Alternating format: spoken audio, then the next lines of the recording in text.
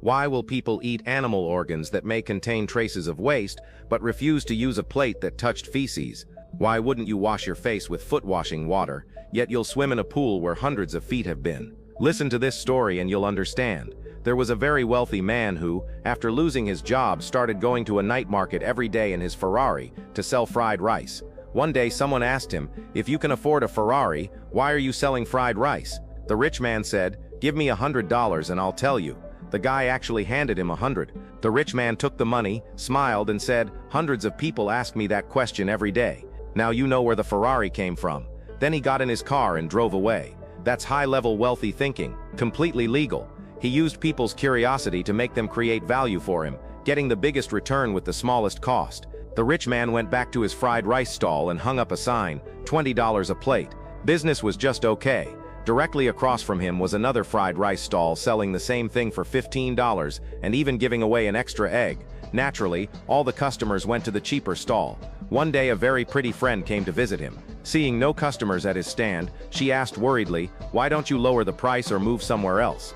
The rich man grinned and said, "That stall across the street belongs to my brother." That's another strategy in wealthy thinking.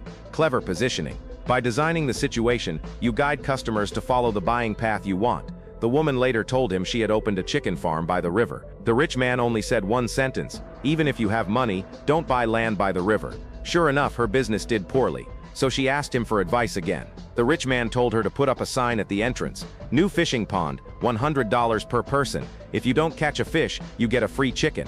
The promotion attracted tons of people. Those who didn't catch fish happily walked away with a chicken, even praising her for being generous. That's wealthy thinking, psychological design. By cleverly setting the rules, people take action on their own. Low cost, high results. Later, the woman's son refused to do his homework. The rich man told him, "How about this? I'll do the homework and you check it." The boy happily agreed. He carefully reviewed every problem, pointed out mistakes, and patiently explained the correct answers. What confused him was that the rich man got every single question wrong. That's reverse strategy, creating a situation where someone else willingly completes the goal you want. Another time, one of the woman's friends was heartbroken and standing by the river thinking about ending his life. The rich man walked over and asked what happened.